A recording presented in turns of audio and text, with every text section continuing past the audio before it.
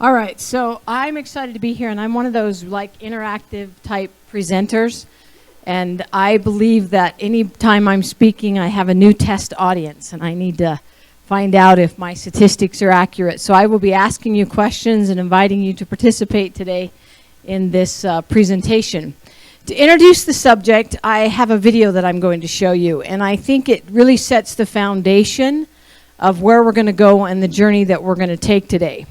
Now, usually I'm speaking and I have an audience of parents and teenagers, and I take turns picking on both. Well, today I get to pick on adults, and I'm actually going to show you why your brain has changed due to electronics. And I'm going to take you through a journey today, and you're going to see how it has changed, but I'm going to show you this video first to start with.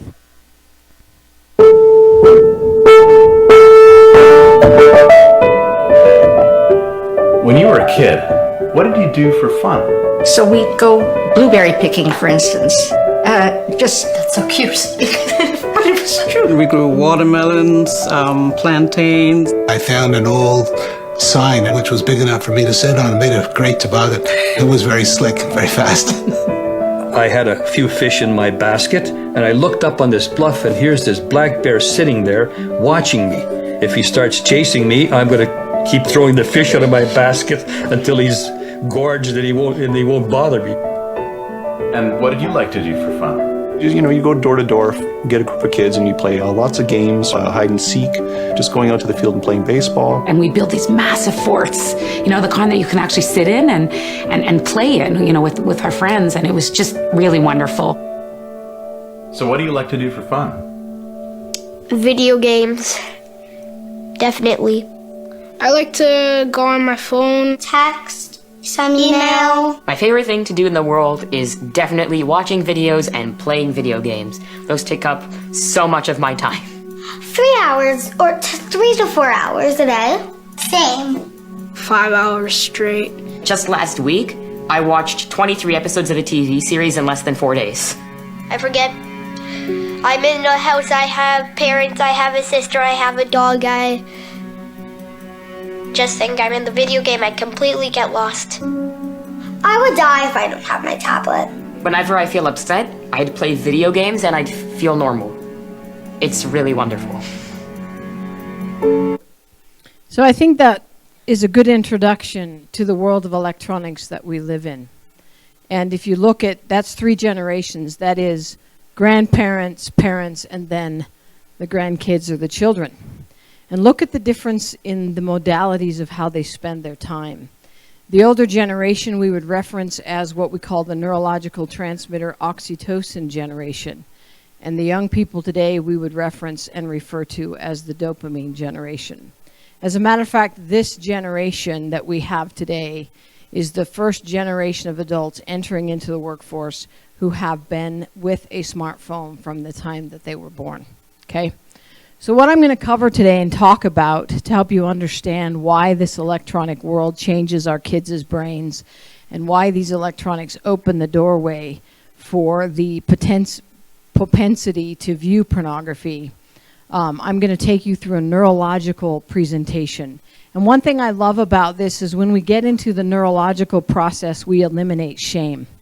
And we begin to understand that we actually alter the human brain. And as we're trying to help people change addictive tendencies and addictive behaviors, it's not just always a choice. It's actually a neurological change to the brain. And we now have evidence-based research to show that the young people's brains today are different than the brains of the generations before them. So I'm going to take you through a journey talking about brain development. I'm going to explain 3 neurotransmitters: dopamine, oxytocin, and serotonin. And at the end of my presentation, this is the question that I'm hoping all of us are going to be able to answer: is do electronics create a impact that opens the door to pornography viewing? And so when you leave today, you're going to be able to answer that question at the end of my presentation. But the first thing I want to know is your brain impacted? Now, I don't know if any of you, has anyone in the audience today been at one of my lectures before? Okay, so you can't give away my answers. All right, so we're going to take a little journey today just to see if you can tell how electronics have neurologically changed your brain. So I'm going to ask you some questions. Let's take a test. So here's my first question. Raise of hand. How many of you in the last 30 days have memorized a phone number? Look around. How many hands went up? In truth, if I was to ask you to tell me your grandmother's phone number, could you? And if I ask you to tell me your daughter's cell phone number, how many of you would go to your device and look? I would. I can tell you my great-grandmother's phone number today, and I can also tell you what time I could call her and she'd be home, because it was 11 o'clock every day, and her soap opera, I think, was Young and the Restless, okay? And she didn't have a cell phone, so if I wanted to reach my great-grandmother, I knew when I could call her, okay? That's neurological change. We used to memorize. We didn't have an electronic device when somebody gave us a phone number and we just stuck it and forgot it. We used to memorize it, okay? So think about that just for you. When's the last time you memorized a poem? Anybody in the last 30 days memorize a poem? Raise your hand. Did I get any hands? I've got 1, 2. Memorization creates positive, appropriate neurological growth. We used to do that. We don't anymore, because now, and be honest, how many of you have looked something up on the internet, got the information, and 3 days later looked it up again because you couldn't remember what you got? Okay? That's neurological change. We're neurologically changing the human brain. We do not retain information like we used to. We don't create neurological growth like we used to, even as adults. Let me give you one more test. How many of you have had this wonderful opportunity in the last, I'll give you 60 days. I'm going to give you a little bit of a leeway.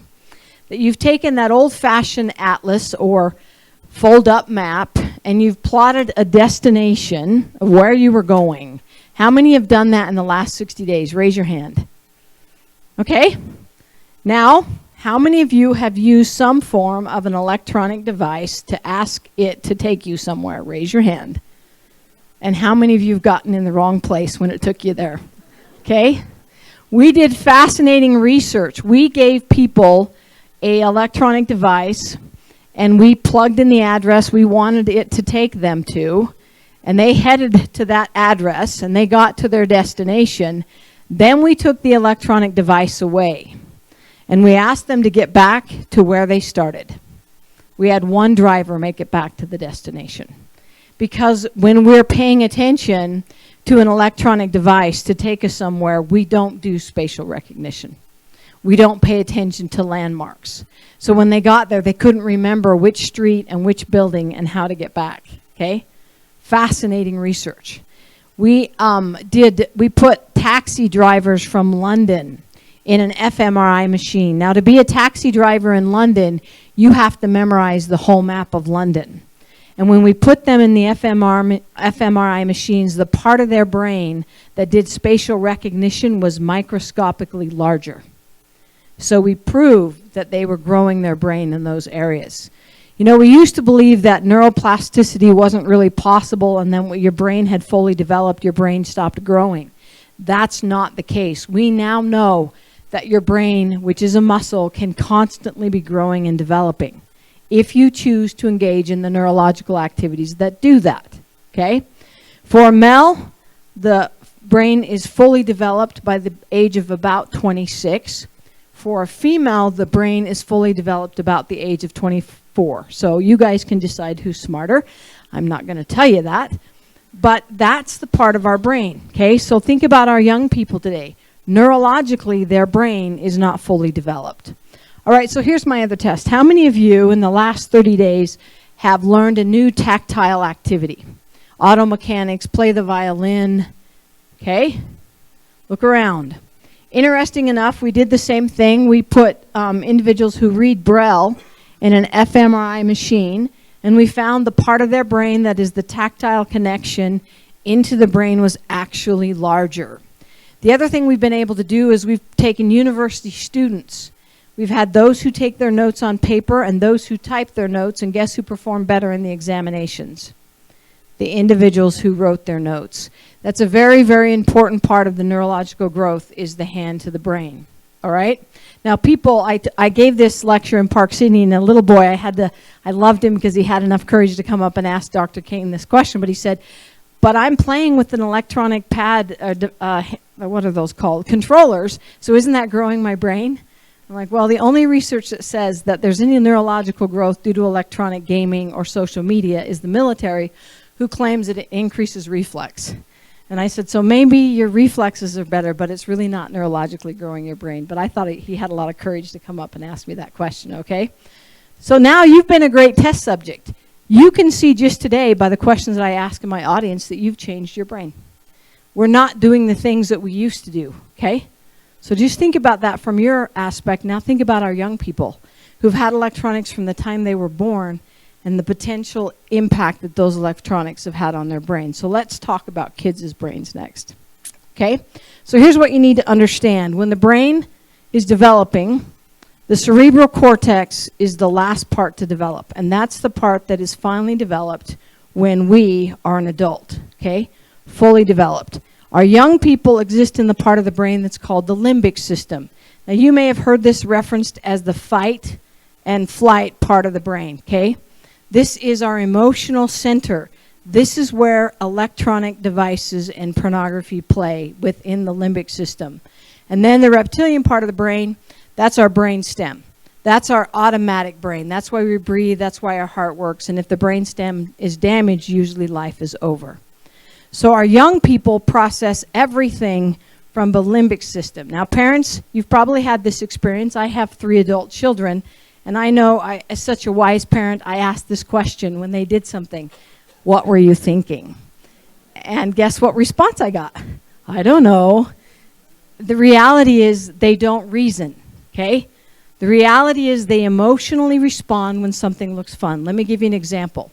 If you take an adult standing on a bridge to dive in the water, the adult's brain begins to think, how far should I take this, and is there potential that I could break something when I break the surface of the water? And then we usually don't jump. Occasionally some of us would.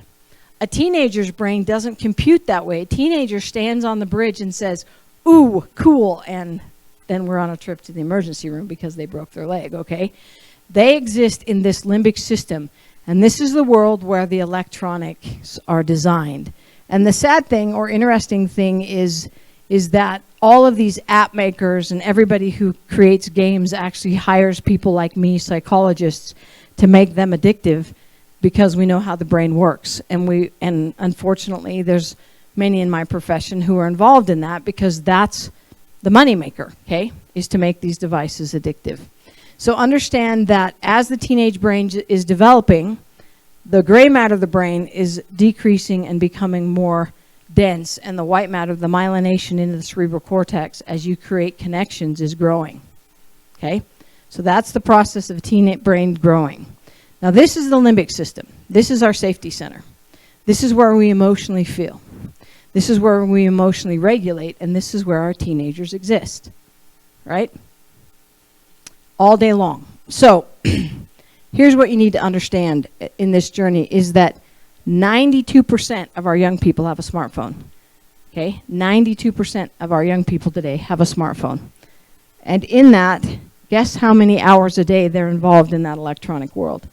Have any idea what the national average is? 8, 7, 9, 6.5 hours straight, 12 hours accumulative. Now, I used to have 12 hours on my slides, and I would have a few moms come up afterwards and say, Dr. Kane, there's no way my child is on their cell phone for 12 hours a day. I said, okay, I'm not going to use your kids as an example. Let me just use you. When you get up in the morning, what do you unplug? My cell phone. What's somewhere on your body all day long? My cell phone. What do you plug in when you go to bed? My cell phone. Okay, we're not going to talk about 12 hours a day, okay? Our kids actually are in the electronic world about 12 hours a day, okay? And the reason that this use is complicated for them is because they change their screen time average 13 seconds. Every 13 seconds, they're changing screens. They're not sitting there for hours at a time reading a novel or reading a magazine. They're actually changing the screen every 13 seconds because every 13 seconds, they get an anticipatory hit in the neurological process of the brain. And that's what they want to have happen. And that's how apps are designed. to be, is that you're constantly getting a new level up, a new text message, a new social media, a new picture in the anticipation of the brain. So by the time a 19-year-old today is 60, guess how many years of their life is spent in the electronic world? 20. 20 years of their life will be spent in this electronic world. Now, when cell phones and smartphones came into the picture, we didn't ask, could there be a side effect? We didn't ask if there was something dangerous potentially for our kids. And so we just handed it to them. And now we know. Now because we can do fMRI imaging, now because we can look at brain development, now we understand what's going on in our kids' brains because of their electronic usage. So today you need to ask yourself some fundamental questions. At what age should a young person be given a smartphone? How much access should they have to that world? Should they have unlimited access? Do you unplug as a family? Do you spend time when there are no electronic devices that are on? Interesting enough, I was just interviewed for a documentary that's covering the United States, Korea, and India. Korea and India are passing social media laws because of the disruption to the families. So they're getting ready to pass laws that kids under certain ages are not allowed to access social media. Okay? France just outlawed all electronic devices in their schools because of the impact of what they're seeing. So just be aware as I'm talking. Look at your families. Go home and observe your media use. Are you unplugging your kids and plugging them into the family structure and away from the electronic world? According to the CDC, the Center for Disease Control, this generation spends more time isolated alone on their phone than any other generation. And you've seen it. Watch a group of teenagers go out to dinner and sitting in a circle. They're texting, and guess who they're texting? Each other. Yeah, it's fascinating. The Center for Disease Control showed in the 1980s, my generation, we went out 4 times a week with friends. Guess how many times a week this generation goes out and engages in activities? Less than 1. And the Center for Disease Control has done the same research since the 1950s, so it's very, very evidence-based. Did you have a question? Yes.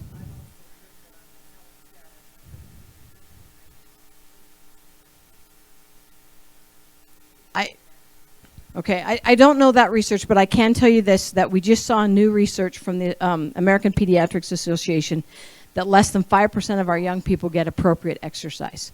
We have the most obese generation of our young people that we've ever had before. So I can tell you that. All right, so here's what you need to understand about the brain.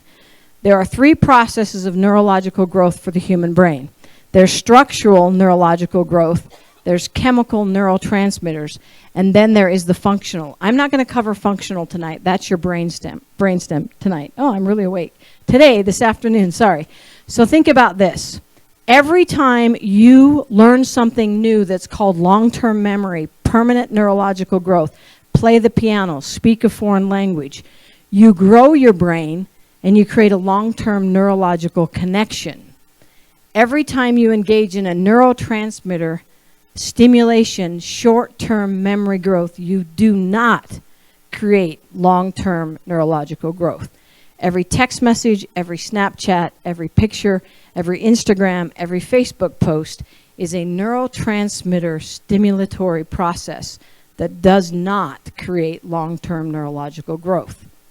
And now we have research that shows our young kids' brains are developmentally delayed. Not that they're not as smart, as intelligent, or bright, but they're creating long-term neurological connections at a slower rate. Because instead of being the 6-year-old driving a plow, they're a 6-year-old playing a video game. And that completely changes the process of neurological growth in the human brain. It also puts them in a paradigm shift to seek more and more stimulating content, and I'm going to explain why. Okay? So here's what you need to understand. When you're born, you are born with 100 billion neurons.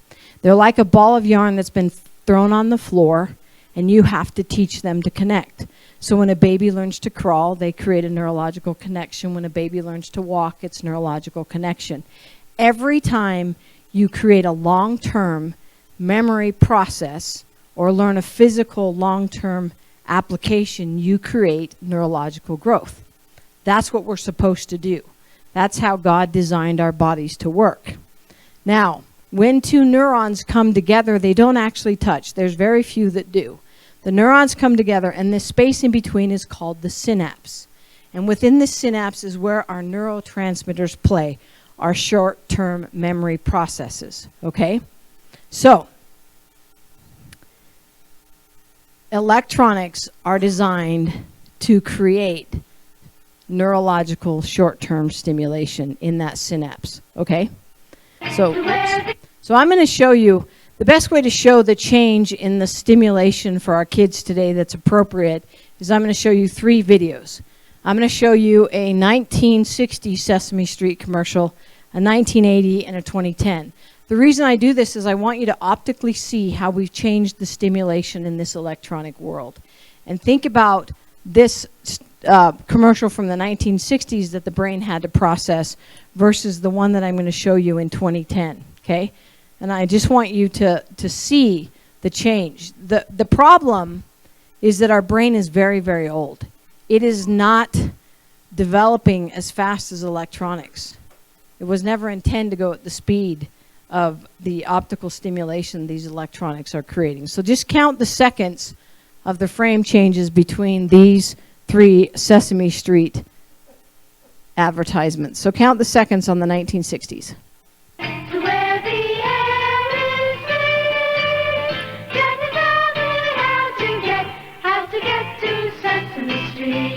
So how many seconds do you think that was?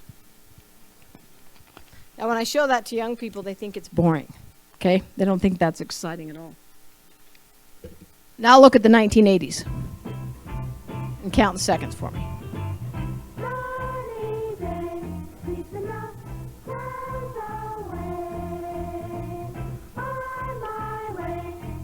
How many seconds do you think? 7.5. Okay, very accurate. Okay, 7.5. Good. Now let's do this one. Count the seconds.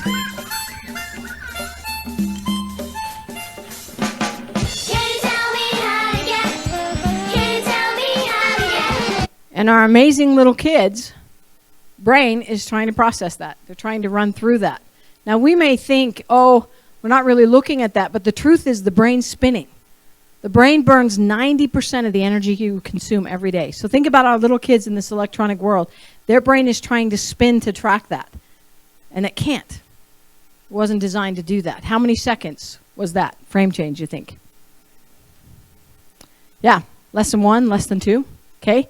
So that's that optical stimulation. Now, I can't put a video game or a social media up there, but you get the idea of what's going on in our young people's brains today.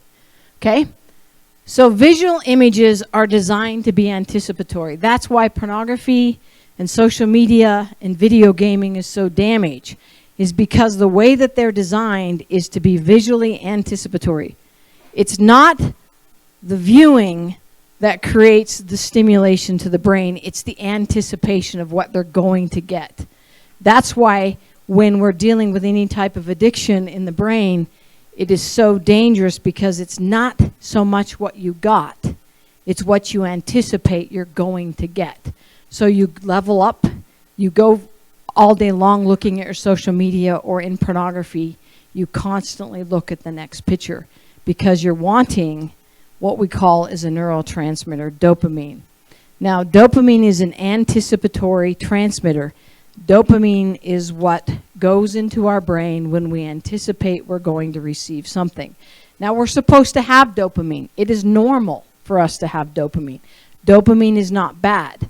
But what you have to realize with our young people today is they put their brain in the anticipatory state of dopamine about 7 hours a day, every 13 seconds.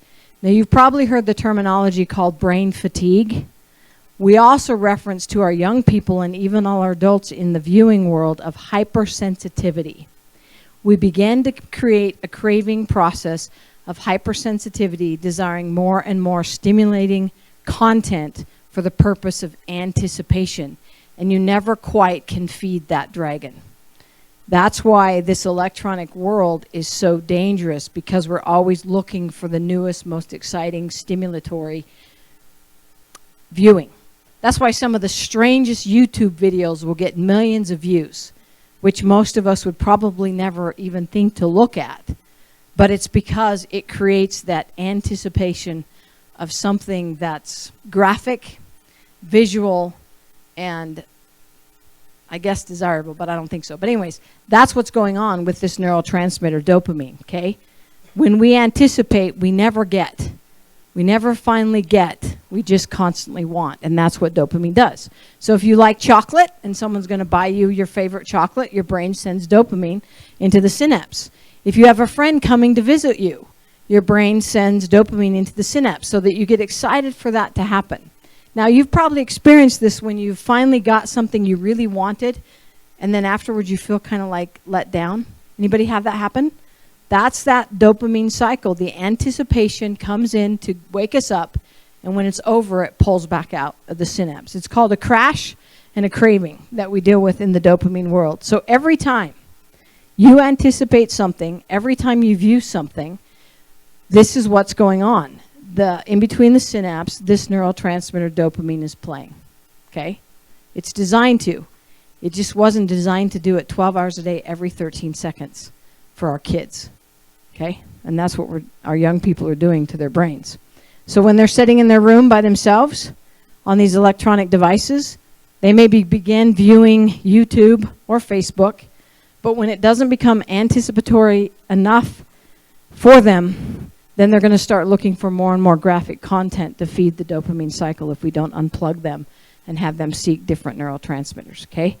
It's about balance for our young people. That's why electronics are so dangerous to lead our kids into the pornography viewing, because of the way that it changes the brain. And this is your cycle, just so you can see. It's anticipate, then we get a spike of dopamine, then we view, and then we anticipate, okay? That's what goes on in the cycle of electronics for our young people. Now, my grandmother never really had the big, huge dopamine. Why? No cell phones, no iPads. As a matter of fact, do you remember Ma Bell used to have a slogan? It was reach out and what was that about? It was a phone call. And now we send emojis and hearts to say I love you, and we forget to embrace and connect and touch. We have the highest rates of teenage suicide, depression, and anxiety that we've ever had before in our society, okay? And I'm going to talk about that. But here's what you need to understand in this dopamine anticipatory world. Sex and pornography and video games put dopamine into the synapse longer. Not as high a spike as cocaine and amphetamines, but it leaves the dopamine in longer. And that's why it becomes something that becomes addictive and changing. It changes the brain. If we consistently, constantly stimulate the dopamine anticipatory neurotransmitter with artificial stimulation, the brain stops naturally producing it. And so when you take a kid's cell phone away, or you suddenly anticipate someone's going to stop viewing something, you send them into the worst crash possible, because naturally their brain has stopped producing it because the electronic device did it for them. So don't leave my presentation tonight and take away anybody's electronic devices. I'm going to give you some tools and suggestions, but understand that when we overstimulate in an artificial universe, our brain tries to counterbalance by stopping producing it naturally. All right? All right, so this is what we see because of the dopamine. We see higher levels of depression, anxiety, aggression, and hedonism than we've ever seen before amongst our young people. The dopamine world, the social media world, doesn't allow for filters. There's no empathy and sympathy within the electronic world because there's no oxytocin. So we have bullying, and we have more blunt and brazen and blatant things said in the electronic world because it's driven by the anticipatory neurotransmitter dopamine. Okay? I'm going to skip this one and go here. Teenage suicide is the second leading cause of death of our young people today. If we don't make some changes, we're going to see it as number one. The World Health Organization has declared depression as the number one mental health issue for adults, above cardiovascular or cancer. And the number one health issues for our young people today is anxiety and depression. okay, because of the change that we're bringing about in the brain. And when we become depressed and when we deal with anxiety, we don't want to stay there. And so we begin viewing content hoping to pull us out. And pornography, for a moment, pulls us out. If we add shame to it, it'll put us right back in. So I guess one thing I would say, absolutely don't put anybody into a shame paradigm when you're dealing with addictions and things that you want to change, because shame will just keep them in longer. All right? All right, so let me skip this one. I'm going to go here. When our brain is out of balance, we look for ways to bring it back into balance. We do that with food. We can do that with over-exercising. We can do that with pornography viewing, video gaming, gambling. We had the largest freshman class in our universities last year flunk out. And it wasn't because they weren't brilliant. It was because they couldn't connect and their brains couldn't focus because of the changes that we see going on. Okay? So here's where our young people exist. They exist in these electronic devices called Snapchat and Instagram. You need to know that Snapchat was designed as a pornography viewing. About 7 months ago, Snapchat got ready to release all of its free pornography, but the parents got mad and they pulled it back. But parents, have you looked at the free ads that run at the bottom of Snapchat? You should. You really should. And your kids are going to say the same thing I said to my mom and dad when they asked if I was listening to the lyrics of that song. Oh, no, I'm just listening to the music. Your kids are going to say, oh, no, I'm not paying attention to the ads at the bottom. But they're designed to open pornography for our kids. Be aware of that. Know that calculators on electronic devices with the right combination open up a free browser. Understand what's on those electronic devices. The kids know them better than you do. My kids know them better than me. When I can't get the dang remote thing to work, I go find one of my children. Okay? The other thing we've created is called fractured attention span. Now think about this. How many of you sitting on your computer only have one window open? How many of you have 4 or 5 windows open at the same time? We no longer process and obtain the same information. We no longer read. Publishers are now telling authors to write books that are shorter. Media people are telling you that a marketing advertisement should be less than 15 seconds. It's so funny.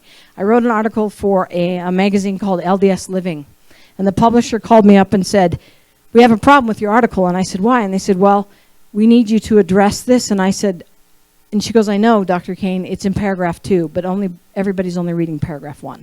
And then they're making comments. So could you move your content up from paragraph 2 to paragraph 1? And it was not that long of an article. And I was like, okay, yeah, we don't read the way that we used to, okay? Now, Snapchat, parents, this is the one electronic app that is the gateway for pornography for our kids. Do you know that they can have one account that you have access to, but they can create 4 false accounts that you don't know about? So there might be Susie 1 or Susie 123, and this is what Susie's really showing. Our kids are more edgy, more blatant, and more brazen. We just had a full athletic team in the state of Utah lose all their scholarships and be removed from their team because of a picture that someone took and shared on the internet. Our kids do not understand in some aspects the impact of what's out there in that electronic world. You need to educate your young people about digital citizenship and what they digitally share. CNN did a phenomenal study. You can find it online. They tracked kids for 30 days in the life that they presented and the life online. And they weren't even close to being the same. And then they confronted the kids. And they found that the kids in the electronic world were edgy, were bullying, were rude, and were graphic. And yet in their public life, they weren't. Why? Because dopamine plays in the electronic world instead of oxytocin. And dopamine can form the addiction process, okay? So, how do we obtain balance? How do we pull these teenagers back out of this electronic world? They're not going away. I know I'm not surrendering my cell phone or my computer, but if anybody wants to give me yours when you leave, that'd be great. We're not. They're here to stay, but we can create balance in this neurological world so our kids are less likely to view inappropriate content, okay? And I'm going to talk about that next. Here's what we do. We play with other neurotransmitters. We teach our young people not to just sit in the dopamine world. We teach them to pull into the other neurotransmitters. So here's one. This neurotransmitter is called serotonin. And serotonin is a wonderful neurotransmitter because 75% of serotonin is produced in the gastrointestinal tract system. So the question I simply ask is, what did you eat today? If you're dealing with kids that have anxiety or depression or yourself, the first thing I ask as a treating clinician is, what are you eating? Where are your serotonin levels? It's very, very important. Our brain burns 90% of the energy we consume. That means your body gets 10 and your brain gets 90. So think about that. Where's your kids' serotonin levels? Are you paying attention to what they're eating? Are you helping them balance? You've probably all had a big shot of serotonin when you had a turkey dinner and you got all that tryptophan and you wanted to take a nap. That's serotonin. That's balance. So take a young person in a dopamine cycle and ask them, where are their serotonin levels? Can we balance your mood stabilizing neurotransmitter? Serotonin is designed to decrease anxiety and decrease depression. Okay? That's what she's there for. Now, this guy is the most important of all. This is what we were intended to do as humans. This is my great-grandmother's generation. My great-grandmother was an oxytocin generation. Our kids today are dopamine. Oxytocin is only produced through human touch.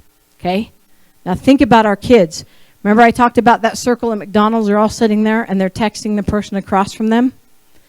When I was a kid, I had the rare privilege of spending my summers with my great-grandmother. She was my hero. And every day at 1 o'clock in this small town called Haley, Idaho, she went to the post office. It was really annoying as a little kid because we didn't come home till 3. And I could not figure out how everybody in Haley, Idaho knew at 1 o'clock to go to the post office. But they did. And you know why they went? They didn't go to get the mail. They went to talk, to text, to touch, to communicate, right? They didn't have a Facebook page or an Instagram account or a Pinterest account. They had each other eye to eye, knee to knee, hand to hand. That's oxytocin. Our young people today are not an oxytocin generation. We have to go back to that. You want to pull them out of some of those tendencies to view graphic content or inappropriate content. They have to feel loved. When I lecture professionally, I'll have many kids after come up and say, Dr. Kane, could you get my mom off her Facebook account? So it's an adult problem as well. We are intended to spend time together. You know, 20 years ago we went into the orphanages in Romania and the little babies were dying. They'd been fed and clothed, but they'd never been what? Yeah. Now think about our generation today. They have not and are not being held the way that they should. So how much is enough? How much do our kids need so that we can bring them into this oxytocin generation? Any ideas? 8. 8 hugs a day. So I always use you as my research subject, so please stand. Everybody please stand.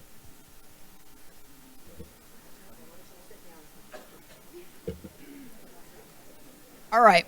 So if you got 8 hugs a day yesterday, so if just yesterday you received 8 hugs, you may sit down. No, other way. Sorry, my brain's not working today. If you didn't get 8 hugs yesterday, sit down. If you received 8 hugs yesterday, stay standing. So I want to see how many of you sat down. How many of you got 8 hugs a day yesterday? Okay, now look around. This is my audience. Hey, you guys are pretty good. Now here's another big question. How many of you got 8 hugs a day and each one of those hugs were 8 seconds? If they were, you can stay standing. If they weren't, sit down. Okay, now look around the room. I asked for 8 hugs a day for 8 seconds. What do you think percentage I have standing in my audience? 3? 1? Okay, thank you. Please sit down. Now think about our young people. Are we holding them? Are we holding them long enough so that the oxytocin neurotransmitter can rise? Now I'll have parents come up to me and say, Dr. Kane, do you have any idea how long 8 seconds is? I'm not asking for a minute. I'm asking for just 8 seconds. But I get text messages now from people that say that that has changed their family. I had a mom come to a presentation one night, and afterwards in the Q&A, she said, you know, I have a son. He's really struggling. He doesn't like to be touched. I'm going to go home and see if I can. She came back the next day, and she said that he got up the next morning and asked her to hold him again. And she said, something's changing. That is so simple and not complicated if we just begin touching. I have parents now who tell me that the minute they come home from work, their little kids run up and go, 8, 7, 6, 5, 4, 3. Okay, so that if you leave today and you gain nothing from this presentation, please take this. it is important that we start touching and holding each other, and it's important that we connect. So, I can't give you oxytocin, but I'm sure you came with someone who can. So please hug the person next to you.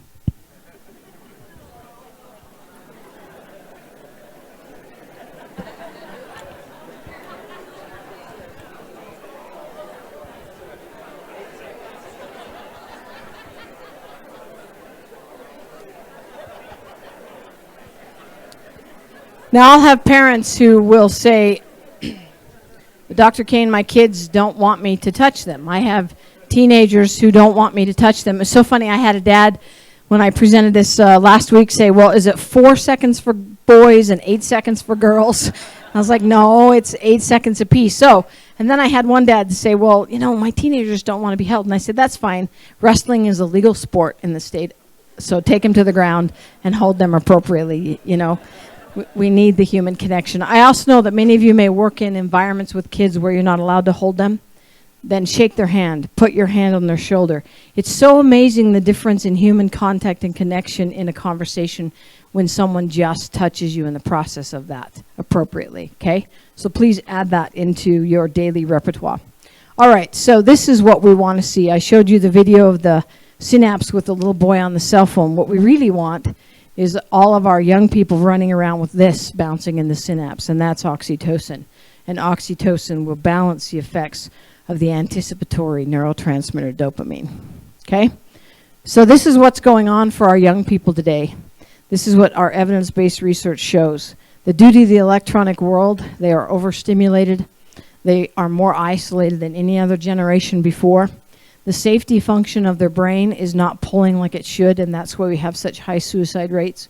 We have more anxiety and depression than any other generation before. They can't get away from the electronic world. They view that as their social connection line, okay? So this is what the research shows us right now is taking place.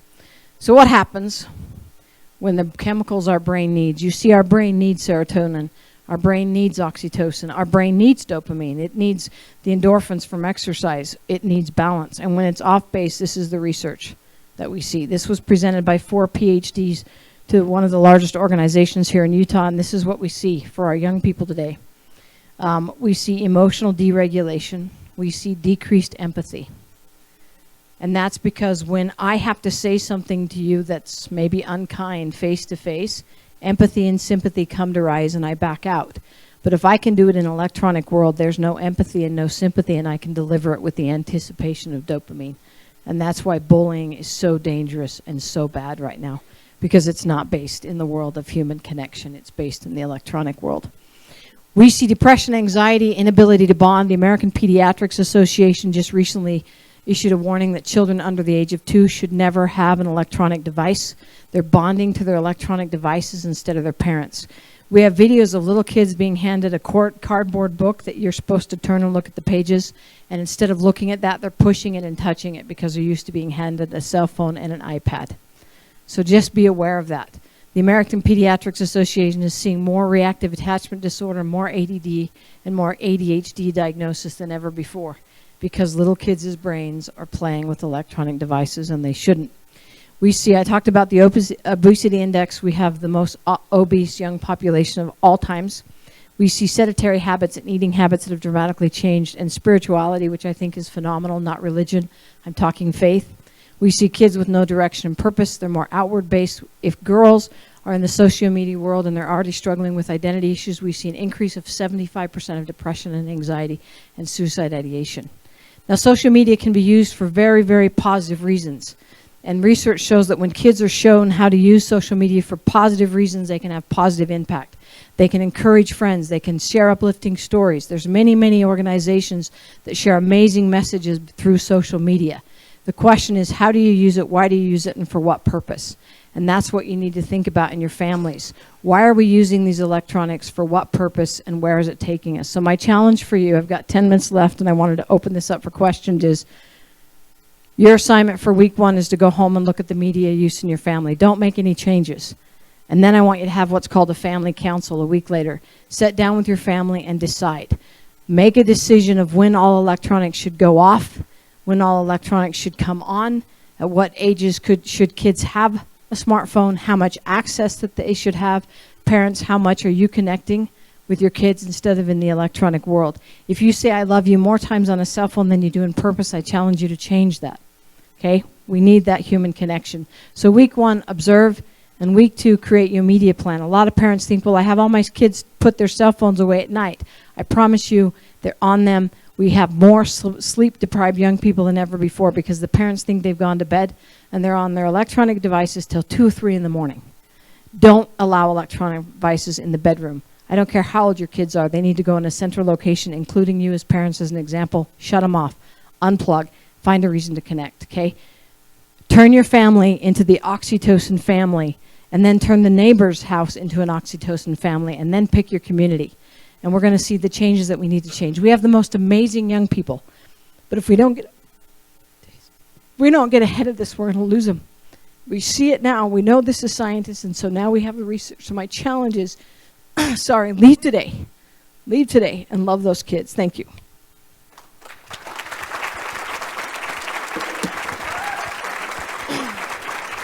All right, I'm open to answering any questions if you'd like to ask. Yes. Is there a mic? What's the prognosis of this? Like when these kids have children and then their children have children, what's the prognosis of this on society with like 3 or 4 generations of this? You know, I don't know. We don't have the long-term research to say that, but I can tell you that we have a larger impact in the employment world than we've ever had. We have less and less resiliency than we've ever had. And we're seeing, like, you know, corporations now are instituting socialization classes. We even have universities teaching socialization classes because of the change by the electronic world. And so if we're going to see the inability to connect if we don't go back to oxytocin and out of dopamine. But I wish I could tell you, but this is the first generation of smartphones to become adults. And as we do more research, we'll have more answers. Have you written a book yet with all of this information in it? And if so, where can we get it? You know, I just finished a manuscript for a company called Deseret Book on a different topic. So yes, this one is being written, but I'm a year out. And so read iGen, read Glow Kids. There's so many more experts better than I. So you don't want a book from me, but there are books out there that can give you some of this. I'm working on it, I promise. But there are books out there that you can read that has this research information. Yeah. I do have a bunch of YouTubes, and all the information is on Glow Kids. Yeah, Glow Kids. Yes. Question. I think it's kind of a perfect storm because people that work professionally with children feel a little bound in how much they can touch the children because of that whole issue, you know, all the other issues. So it's tough. It's really tough. Do you have any suggestions? Or? That's a great question. And so if you can touch them on the shoulder or touch their elbow or hold their hand in a handshake, any type of human connection. And I get that. I get why we do that. But so parents need to increase the human connection with their kids. Where does reading a book fit into the neurological development? So there's a lot of books on neurological development. If you do the books are very, very beneficial. As a matter of fact, you shouldn't read them on Kindles. You should go back to the old paper because we have research that shows that tactile piece. And so, yes, reading, and as a matter of fact, music, the classics is very, very beneficial. As a matter of fact, kids who listen to classical music and then try to memorize retain the information better. What are some ways to enhance serotonin in addition to physical touch? By what you eat. Oxytocin is the physical touch. Animals also produce oxytocin. So if you're alone and you live by yourself, you should always have an animal. That's why we take animals into hospitals and to nursing homes, because animals also produce oxytocin.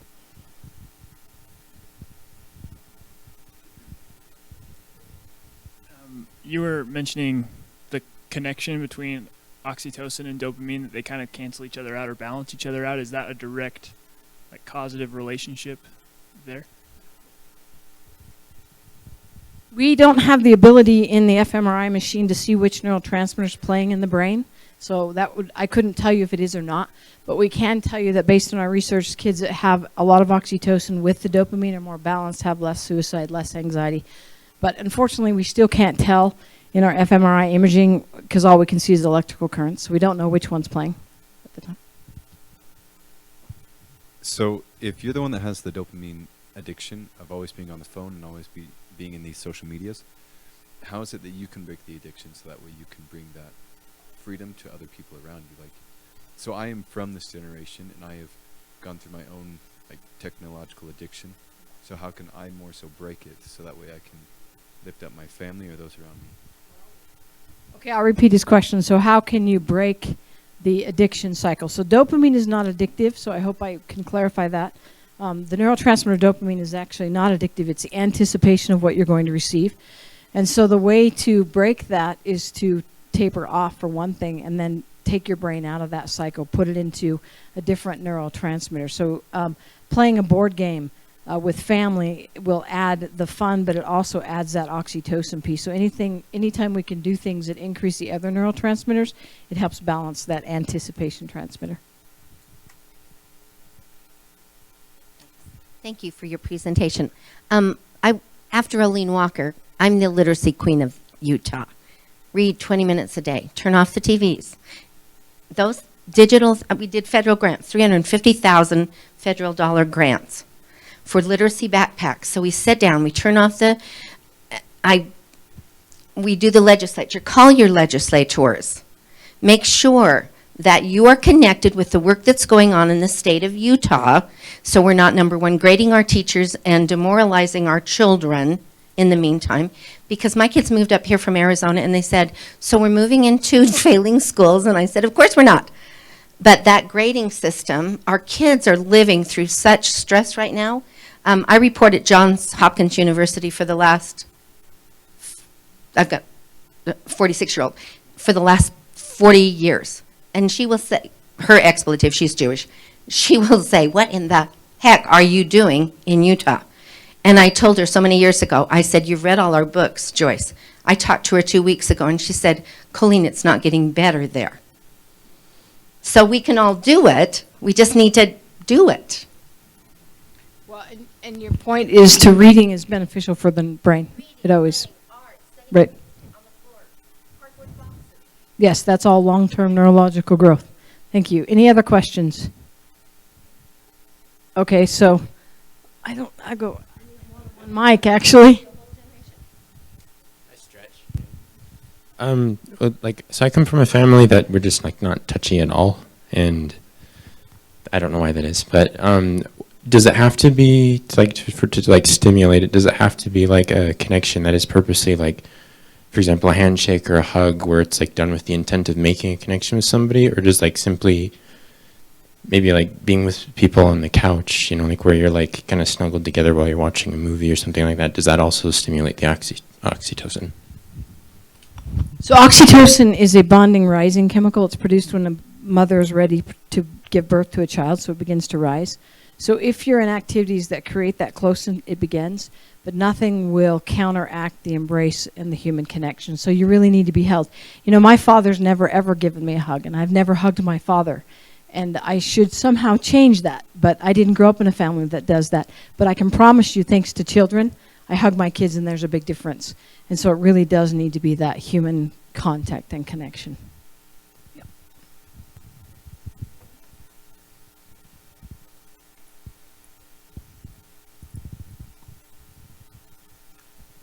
You mentioned earlier, don't go home and take your kid's device away. Can you expound a little bit more on what the reasoning behind that is? Yeah, we end up with kids with suicide ideation and admitted to hospitals when parents take their electronics away because they actually view that as their social world, and it is what their brain functions to bring in that anticipatory neurotransmitter dopamine. And if you just take it away, you actually crash them. And so you need to have that observation, family counsel, and anytime kids get to help set the rules, there's a better chance they're going to follow them. But yeah, don't walk out and do that, because, and I don't want you to leave today and think Dr. Kane is anti-electronics. I'm not, okay? I'm balance and oxytocin. So take your kids today and give them the challenge. My slogan is, we've created the most social, antisocial generation of all time. We're talking, we're texting, but we're not touching. So let's go back to touching and then texting. Thank you. My time's up.